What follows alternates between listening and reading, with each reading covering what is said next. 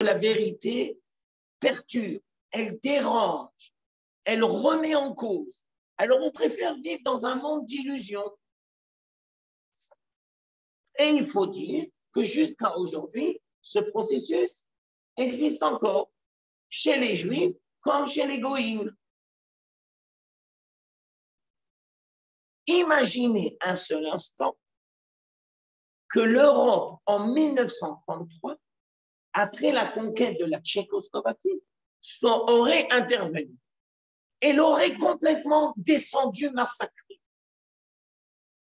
Vous imaginez un peu combien de sang aurait été évité? Et la faiblesse, la peur, le manque de courage, l'illusion. Alors on veut nous faire croire. C'est comme, je vous donne un quatrième exemple, que vous comprenez bien que si c'est marqué dans le texte, ce n'est pas pour nous raconter qu'est-ce qui se passe il y a 3000 ans. C'est pour nous expliquer la réalité d'aujourd'hui. On a fait une bêtise. Comment ça s'appelle la bêtise? Gush Katif. Pourquoi on a fait une bêtise? Parce que quand les Juifs sont partis et qu'à l'époque, il y avait l'OLP, alors mais non, ce sont des Arabes modérés. Donc forcément, ça va marcher. Mais toi, tu es un imbécile parce que tu crois que le Hamas, ils vont laisser l'OLP gérer Gaza. Mais tu nous prends vraiment pour des imbéciles. Tu vois bien pas que c'était marqué. C'était évident que le Hamas va essayer de prendre le pouvoir. Ils ont pris le pouvoir. Avant qu'on a foutu les Juifs dehors, il y avait une situation militaire difficile. Oui, tu as raison. Mais n'empêche qu'il n'y a jamais eu sur Ashdod, Beersheva, Tel Aviv, des attaques de missiles. Alors maintenant, les imbéciles, je m'excuse, ça court les rues. Alors ils vont nous dire, bon ben c'est pas grave, maintenant il faut faire la Judée et Samarie. Monsieur Lapide, etc., Monsieur Benny Gantz, etc., pour ne nommer que certains, Madame Michaeli, etc. Alors, c'est très possible qu'ils ont beaucoup de bons aspects dans d'autres domaines. Mais vous voulez que nous fassions encore la bêtise de créer un État palestinien en Judée et Samarie?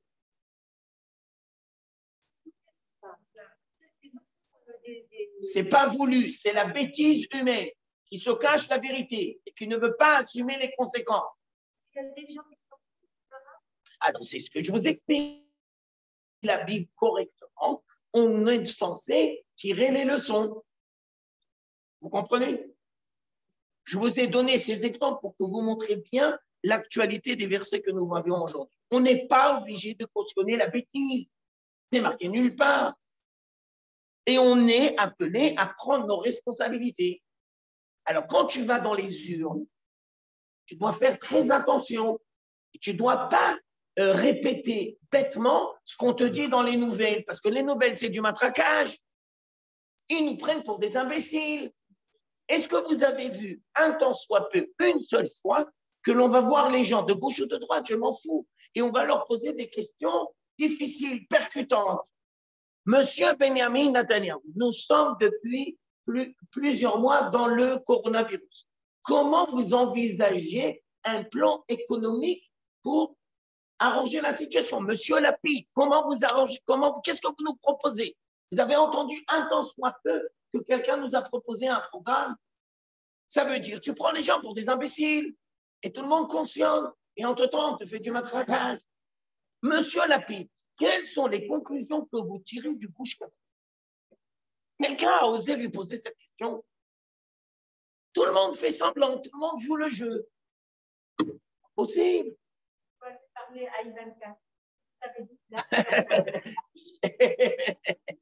Excusez-moi, madame. Excusez-moi, madame. On m'a demandé de faire un cours sur les juifs. J'essaye de faire mon travail. C'est ce qu'on m'a demandé. J'essaye d'être fidèle à ce qu'on m'a demandé. Alors maintenant, je continue. Alors, si on s'arrête là, tu risques de tomber dans le désespoir. Puisque Dieu va envoyer un prophète. Les Juifs n'écoutent pas le prophète. Midian est toujours là. Alors on est foutu. On n'a aucune chance de s'en sortir. Réponse, non. Vous devez comprendre que chaque fois que nous sommes dans l'impasse, Dieu est toujours là pour nous proposer une voie de secours. Ça n'existe pas que l'on reste dans l'impasse. Je vais vous dire plus que ça. Je sais que c'est un peu percutant ce que je veux dire. Même si nous allons rester 2000 ans dans l'impasse, au niveau divin de la lecture des événements, 2000 ans, c'est rien du tout. Et donc, si on est en exil, ça veut dire qu'on va sortir de l'exil. Il y aura toujours une voie de sortie. On ne la voit peut-être pas tout de suite. On ne la comprend peut-être pas tout de suite. Mais Dieu ne nous abandonne jamais. Donc, nous allons commencer le verset 11 et je tiens à vous expliquer. Dieu va envoyer une solution. Ça veut dire on était dans l'impasse, on n'a rien compris, on s'est planté, on a continué à faire des bêtises et Dieu va nous sortir de l'impasse. Et je tiens à vous préciser que de la même manière que Dieu nous a sortis de l'impasse ici, Dieu nous sortira toujours de l'impasse. On l'a dit le soir du Seder. Donc,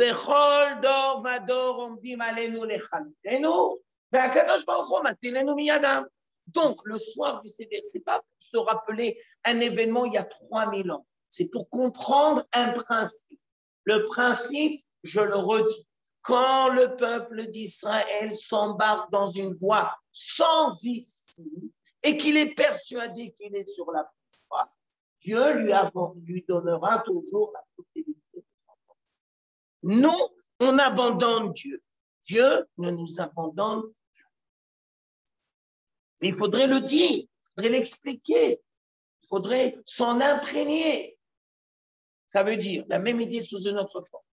Les imbéciles, ils disent le plus grand danger, c'est les Arabes. Et moi, je dis non. Le plus grand danger, c'est le désespoir, c'est le manque de confiance, c'est la panique, c'est la peur, c'est la terreur. Ça, c'est le plus grand danger. On veut nous faire croire que c'est dangereux de vivre aujourd'hui à Jérusalem. Mais ça veut dire que tu es un imbécile. Parce que si tu connaissais un tant soit peu l'histoire du peuple d'Israël, où c'est plus dangereux? Aujourd'hui à Jérusalem ou il y a 100 ans à Jérusalem? Mais bien sûr, il y a 100 ans. Comment tu peux blasphémer? Comment tu peux oser dire une telle bêtise? Les gens n'avaient même pas à manger.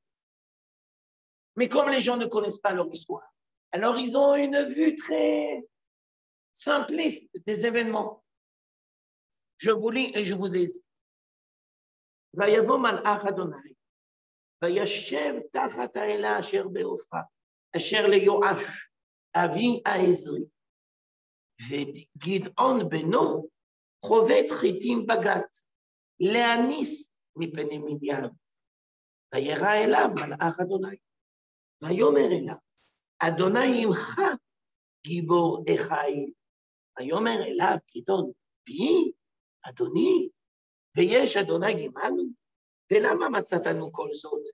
והיה כל נפלאותיו, אשר סיפרו לנו אבותינו לאמור, הלא ממצרים אלינו אדוני, ועתה נטשנו אדוני, ויתנו בכף מדיין.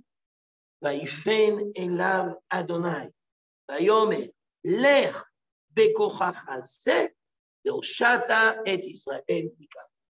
Alors maintenant on explique. Malach, c'est un envoyé. Il ne faut pas traduire toujours malach par ange. Il faut d'abord surtout traduire par envoyé. Cet envoyé est appelé malach parce que c'est un envoyé divin qui va parler au nom de Dieu, mais qui a une forme humaine. Ça veut dire que dans un premier temps, je vous annonce la couleur, le nouveau libérateur qui va s'appeler Gidon. Dans un premier temps, il ne va peut-être pas prendre conscience qu'il est en face d'un malach, parce qu'il voit un bonhomme et il n'a peut-être pas conscience que c'est un envoyé de Dieu. Mais plus la discussion va avancer et plus il va prendre conscience que l'homme qui est en face de lui c'est un envoyé de Dieu. Je continue. Si l'on remarque le verset 11 et qu'on va le comparer avec le verset 14, alors on va s'apercevoir qu'au début, c'est un malade, mais après, c'est Dieu de lui-même qui va s'adresser à nous. Et je tiens à vous expliquer que ce principe-là de malade et après Dieu qui se dévoile par lui-même, c'est un processus qui se reproduit plusieurs fois dans l'histoire d'Israël. Je vous donne un exemple. Par exemple, le buisson ardent. Alors, au début, ça va être un malheur, ça veut dire au début, ça va être une voix, et après, ça va être Dieu en lui-même. Et donc, il y a un processus de prise de conscience pour comprendre que l'événement que je suis en train de vivre est un événement avec une dimension divine que je me dois de comprendre et d'intégrer. Alors, justement, c'est ça le cours. C'est ça le cours. Alors, je tiens à vous expliquer pourquoi Dieu utilise cette manière-là pour ne pas faire peur à l'homme. Si Dieu s'adressait directement, alors l'homme risquait de péter les plombs. Je vous donne encore une autre image dans la Bible. Quand Dieu va s'adresser à Shmuel pour lui faire prendre conscience que c'est lui le prochain prophète. Dans un premier temps, ça va être la voix de son père. Et lui, il va se lever, il va être persuadé que c'est son père. Il va aller voir Élie, il lui dit, t'as entendu? Non. Jusqu'à ce que Shmuel va prendre conscience par lui-même que c'est Dieu qui s'adresse à lui. Alors maintenant, on continue. Je reprends le texte, je suis au verset 1. Vayavom al-Achad, vayashev tachata ela, asher beofra, asher leyoash, abiez. Il est sous l'arbre et on est dans la terre de Ophra, ça veut dire dans la tribu de Binyamin, dans les banlieues de Jérusalem. Et là-bas, nous avons un monsieur qui s'appelle Yoash, et ça va être le père de Guidon. Nous dit le texte, Vegidon beno, Chovet Ritim Bagat. Ça veut dire, l'emprise de Midian est tellement forte et la situation économique est tellement grave qu'on ne peut pas s'occuper du blé dans un endroit normal. On est obligé de le faire en cachette. On est obligé de chercher un endroit où les Midianites ne vont pas nous trouver. Alors, le film commence que Guidon, Rovet Ritim Bagat. Comment on traduit en français Gat? Vous avez la traduction devant vous. Pressoir. Le pressoir. Nous sommes au verset 11. Le pressoir. Mais vous savez bien que le pressoir, c'est pour l'huile d'olive, mais ce n'est pas pour le blé. Alors, pourquoi il est là-bas? Pour se cacher de l'emprise de Midian. Nous sommes, à travers cette image, nous comprenons la difficulté économique que le peuple d'Israël traverse. Gad, ce n'est pas l'endroit où on fait le blé. Mais on n'a pas le choix. On est obligé de le faire en cachette. Ok. Alors, Vayera Elav al-Achad. Il s'est dévoilé à lui, un envoyé de Dieu. Alors maintenant, la grande question, c'est est-ce que Guidon va prendre conscience que la personne qui est en face de lui est un envoyé de Dieu? Vayomer Elav, Adonai imcha, Gibor Chail, que Dieu soit avec toi, homme courageux, vaillant. Alors là, je vous apprends comment étudier la Bible. Chaque fois que l'on va découvrir un personnage, on devra toujours s'attarder sur les premières choses, sur les premiers traits de caractère que l'on va nous dire sur le personnage. Et toujours, les premiers traits de caractère sont très riches en enseignements. Quelle est la première chose que va nous dire cet envoyé de Dieu? Que Dieu soit avec toi, homme vaillant, courageux. Alors vous allez me dire, mais à quoi ça sert de le savoir? Réponse, parce qu'on a besoin de cette force pour se libérer du joug. Si je prends ce verset, nous sommes au verset 11, et nous allons le comparer avec le verset 14. Quand Dieu va parler, qu'est-ce qu'il va lui dire? Eh bien, il va lui dire, cette force-là, tu vas l'utiliser pour libérer. Donc, la première chose qu'on va nous dire, c'est que qui donne, c'est quelqu'un qui a de la force, c'est quelqu'un qui est courageux, qui a de la vaillance. Là, je voudrais vous expliquer. Alors là, j'ouvre une parenthèse, ça n'a pas de rapport direct avec le cours, mais je me dois de faire cette parenthèse. C'est très intéressant de remarquer comment, dans l'histoire d'Israël, on a dessiné les 4 enfants de la Haggadah. C'est très enrichissant. Et on peut faire des comparaisons aux différentes époques. Et on va s'apercevoir que dans les différentes illustrations, il y a un point commun qui revient. Le rachat, on va toujours le dessiner en soldat. Et on peut comprendre, quand on est en exil et qu'on est sous la persécution égoïste, alors le rachat, c'est le soldat. Mais je tiens à vous expliquer. D'abord, c'est un blasphème. Parce que tu prends une image goy et tu la calques sur un rachat juif. Tu voudrais dire que le rachat juif, c'est comme un goy. Et ça, c'est pas possible. Mais c'est un phénomène conscient ou pas conscient qui se passe quand on est en exil. Et alors maintenant, je continue mon analyse. Mais quand on va revenir en Israël, tu comprends bien que le soldat, eh ben, il va devenir un saint, il donne sa vie pour le peuple d'Israël. Tu ne peux pas le dessiner en tant que rachat. Ça veut dire que si tu restes avec ta lecture de la galoute, que le rachat, c'est le soldat, en Israël, ce n'est pas possible.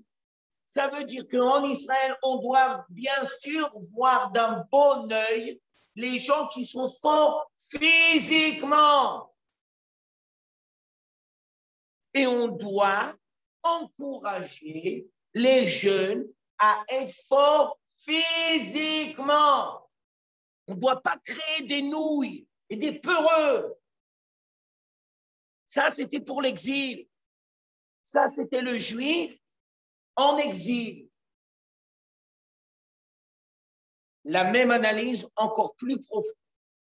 Si vous prenez tous nos patriarches, Abraham, Yitzhak, Yaakov, et si vous prenez toutes les plus grandes figures de l'histoire d'Israël, Moshe, Yoshua, David, Shlomo, c'était tous des combattants qui étaient très forts. Forts, bien sûr, moralement, mais aussi physiquement. C'est une erreur de croire que physique, c'est profane. Une bêtise. Physique, c'est pas profane. Mais bien sûr, c'est ce que je dis, c'est ce que j'explique. Ça veut dire qu'un bachour yeshiva se doit d'être fort physiquement. Mais bien sûr. Et le peuple d'Israël a besoin d'avoir dans son sein des gens qui sont forts physiquement. Mais bien sûr. Saint d'esprit et saint de corps, ça va toujours ensemble. Alors aujourd'hui, ça nous semble évident ce que je dis. Mais je me permets de vous dire que ce n'est pas tellement évident. Parce que si tu entends un certain message de la Torah, on veut nous faire croire que la force physique, c'est forcément négatif. Mais pas du tout. La force physique, c'est essentiel. La question sera comment tu vas l'utiliser. D'accord ? Mais en elle-même, c'est essentiel. D'ailleurs, à l'époque du Rav Kook, le père, il avait écrit ça. Et les gens de Jérusalem, les religieux de Jérusalem à Méachéa, ils ont été incapables de cautionner le message. Et ils l'ont massacré, verbalement. C'est de l'injure, mais où tu sors des choses pareilles? Mais c'est très compréhensible pourquoi on l'a critiqué virulemment. Parce que on n'étudie pas le Tanakh, on étudie la Gemara, on étudie la Halacha, mais on n'étudie pas le Tanakh. Donc, quand on n'étudie pas le Tanakh, on se coupe de la réalité de la terre d'Israël et on se coupe des valeurs qui sont essentielles pour construire la terre d'Israël. Ça veut dire, pourquoi Dieu a choisi Gidon? Première réponse, parce qu'il a la force physique. Et pour faire face à Midian, on a besoin d'avoir un vaillant combattant. Et donc, c'est pour ça, aujourd'hui, que sans s'en rendre compte, Dieu est en train de faire des mutations. Et donc, un soldat, quand on était en exil chez les Goïms, c'est pas comme un soldat en Israël qui donne sa vie. Trop souvent, malheureusement, quand on est en exil, un soldat chez les Goïms, c'est un pourri. Quand on arrive en Israël, c'est quelqu'un de saint. Il donne sa vie pour le peuple d'Israël.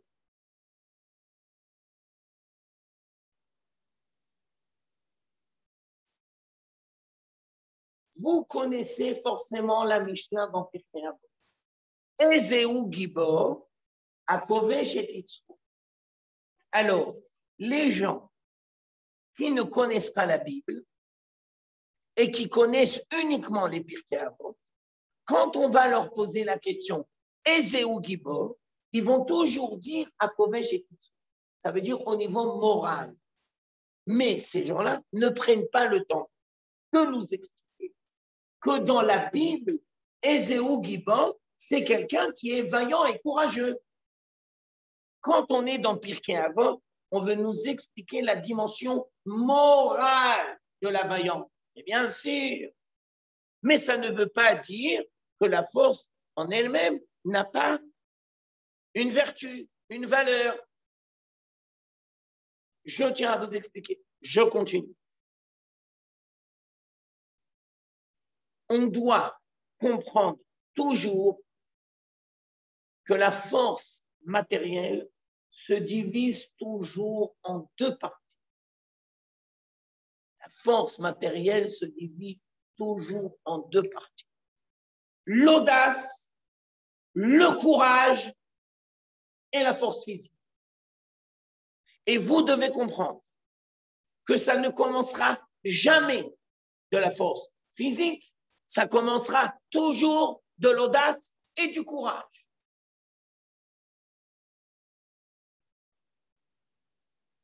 Pourquoi, en 1948, nous avons gagné la guerre? Première réponse, parce que Dieu était avec nous. Mais bien sûr, Dieu était avec nous. On a été attaqué par 7 armées. On n'avait presque pas d'armes, on n'avait rien du tout. On était après 45. Il y a 3 ans de décalage, quoi. Tu ne vois pas la main de Dieu. C'est du blasphème de ne pas voir la main de Dieu. C'est du blasphème de ne pas voir en 48, c'est du blasphème de ne pas voir dans toutes les guerres d'Israël. Et maintenant, je continue mon analyse. À choisir entre la force physique, ça veut dire la force matérielle, les armées, et le courage et l'audace. Qu'est-ce qui est plus important? Le courage et l'audace. La preuve, 1948. Au niveau matériel, on n'avait presque rien. On avait le courage, on avait l'audace. Et maintenant, je continue. C'est pas qu'on avait que le courage et l'audace. On avait aussi la croyance dans la vérité de notre combat. On avait la conviction que c'était la chose que l'on devait faire. Un juif se devait de mourir au combat. On était imprégné de cette compréhension. C'est notre devoir de sauver le destin du peuple d'Israël. Et ils avaient cette conviction. Aujourd'hui, c'est le contraire.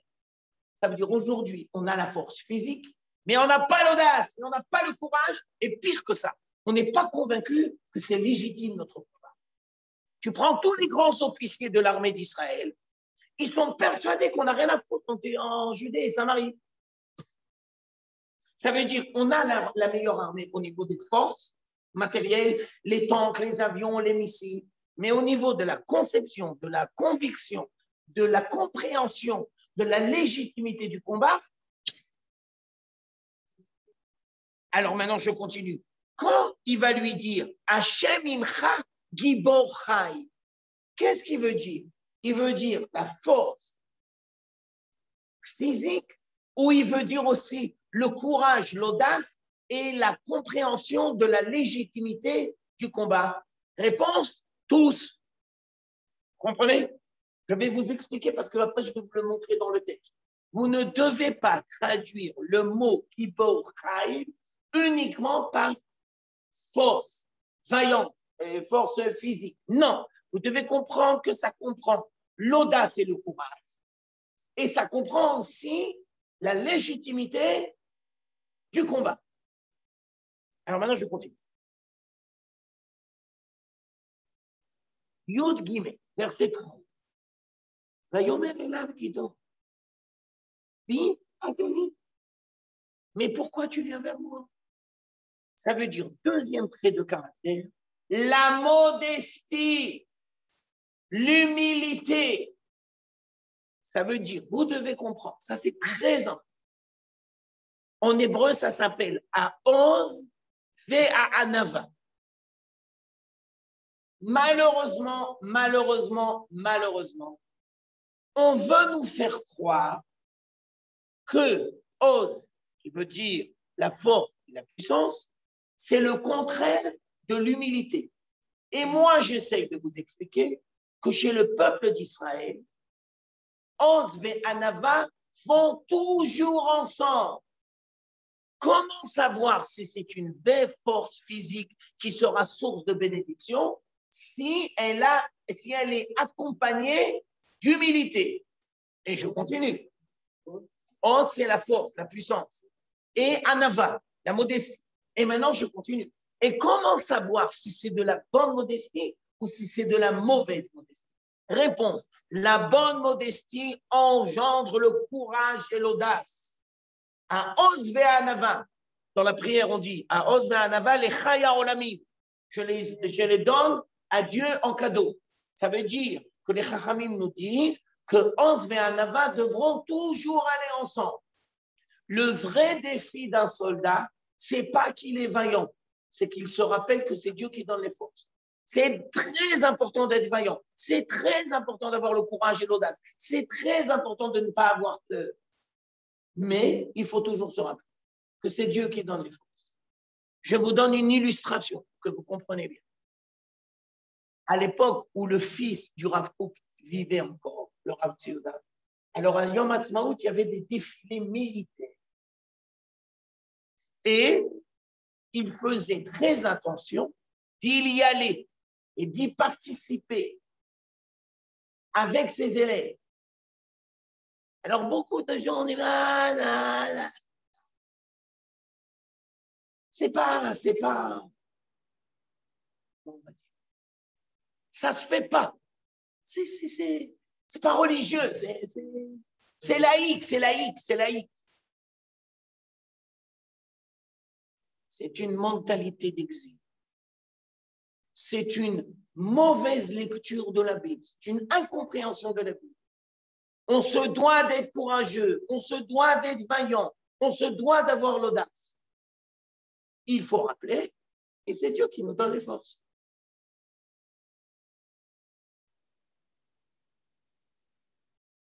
Malheureusement, trop souvent, on entend des rabbins qui veulent nous faire croire que le courage et l'audace et la force physique, on n'en a pas besoin.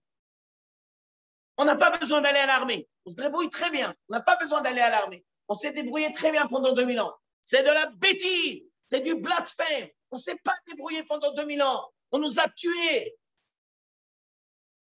Une bêtise. On a besoin de l'armée. Maintenant, il faut savoir comment aller à l'armée. On a besoin de l'armée et il faut dire c'est Dieu qui nous donne les forces. C'est une mitzvah d'aller à l'armée. Comment on peut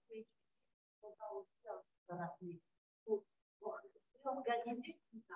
Alors, c'est pour ça qu'aujourd'hui, l'État d'Israël a organisé de communes mesures avec les rabbins qu'il y a différents parcours. Et tu choisis. Et ce n'est pas parce que tu vas aller à l'armée que tu vas arrêter d'étudier. Ben, bien sûr que non. Mais bien sûr. Mais il faut aller à l'armée. Oui, il faut aller à l'armée. Il faut participer. Oui, il faut participer. Je tiens à vous expliquer. C'est l'envoyé de Dieu qui parle et qui lui dit, regarde comment tu es vaillant. Et c'est Dieu qui va lui dire, tu as été choisi parce que tu as cette force. Alors, je continue. Gidon nous apprend la modestie. On devra toujours faire preuve de modestie. On ne devra jamais tomber dans le piège de l'orgueil. Plus tu vas avancer en grade et plus tu risques de tomber dans l'orgueil. Je tiens à vous expliquer. L'orgueil, c'est oublier que Dieu nous donne les forces. Tu as le droit de dire Baruch Hashem, j'ai réussi. Mais dis Baruch Hashem. Ensuite, Gidon va nous dire Veyesh Adonai imanu, velama matzatanu kol zot.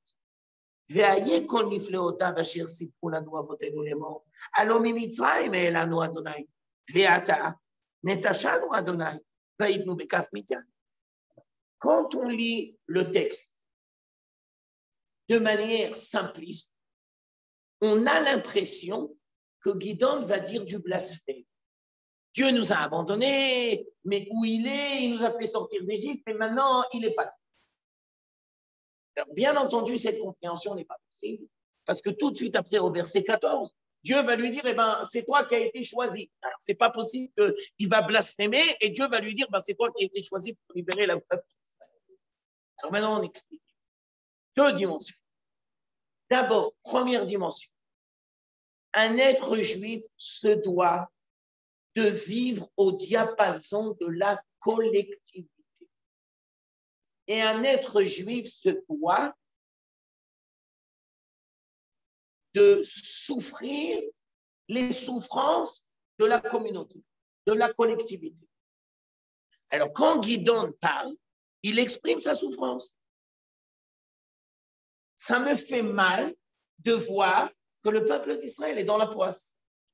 Il ne le dit pas dans l'intention de blasphémer, mais pas du tout. Il le dit par amour pour le peuple d'Israël. Je vous donne un parallèle. Quand Moshe a été la première fois pour voir Pharaon, Moshe était persuadé que le processus de délivrance allait être enclenché. La conséquence a été que ça s'est aggravé.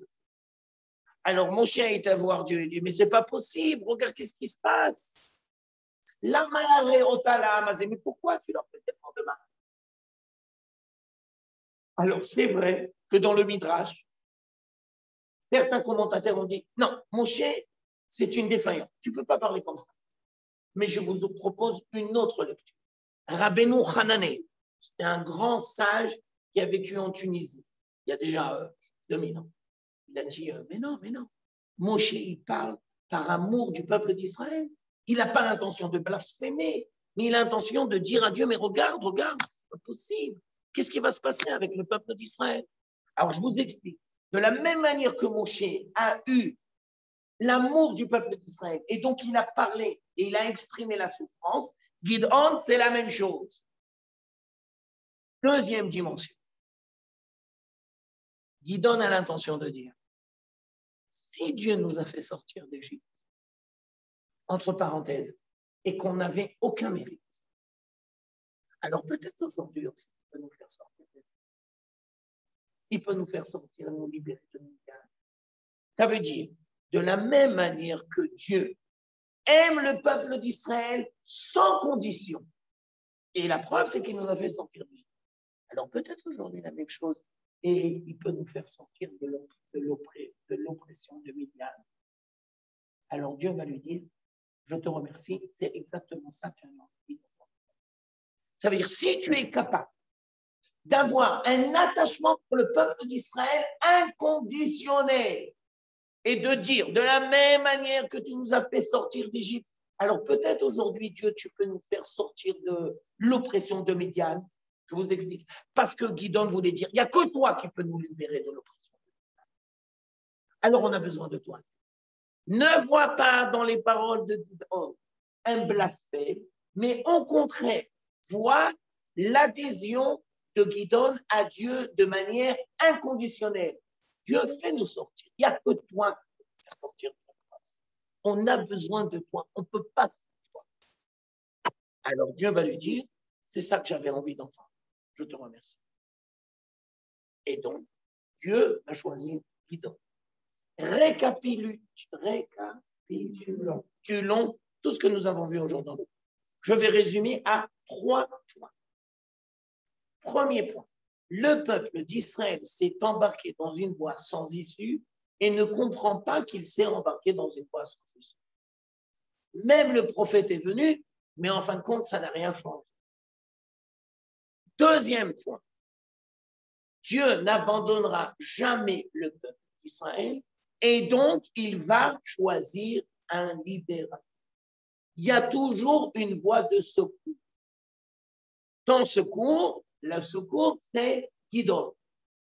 Troisième point, Gideon a la possibilité d'avoir dans sa personnalité 3 atouts très importants.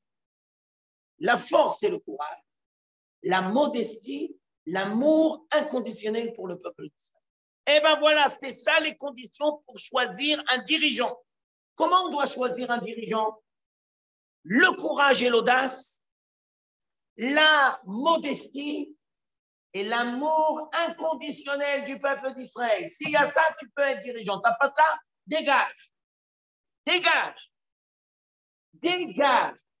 Tu ne dois jamais être un dirigeant pour renforcer ta situation personnelle. Ah ben non, ah ben non. Hein? Et donc, c'est pour ça que c'est voué à l'échec dès le départ. Et il serait temps que les hommes politiques étudient la Torah correctement. Et ils ne sont pas dispensés d'étudier la Bible correctement.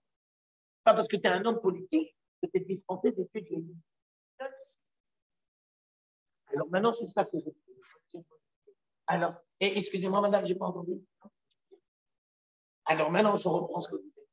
Je reprends.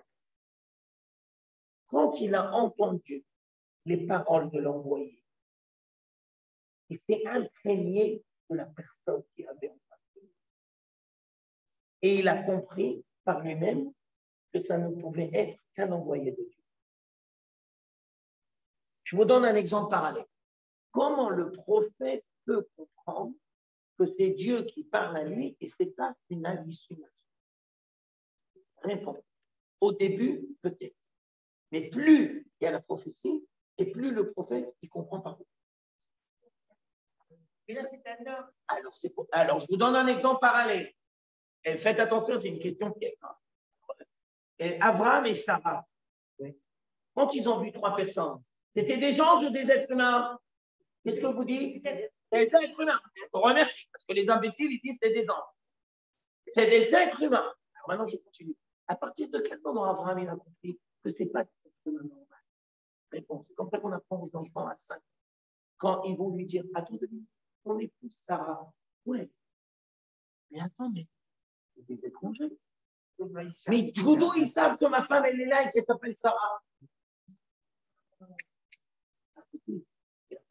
Et dans Gideon, c'est la même chose.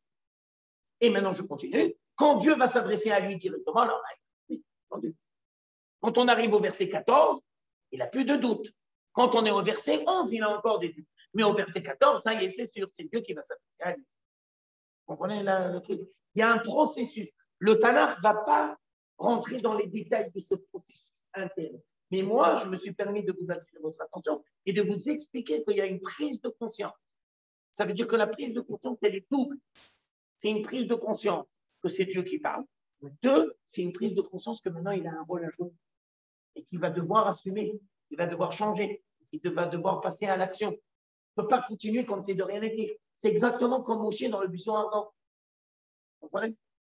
On s'arrêtera là pour aujourd'hui. Je vous remercie de votre participation active. Maintenant, je me suis permis de faire un petit peu des rallonges parce que j'ai commencé en retard à cause des déboires techniques. Oui, oui. Alors, je ne sais pas si vous nous entendez, mais si vous nous entendez, je vous souhaite que des bonnes choses et une très bonne semaine. Merci beaucoup. Toda rabba, Rav Toubiano. Bravo. Merci, Ram. Ah, vous entendez? Alors, dans 2 minutes, expliquez. Il y a des gens ici en face? Oui, oui. Ah, d'accord, ok, très bien. Ben, je vous remercie. Et vous avez tout entendu?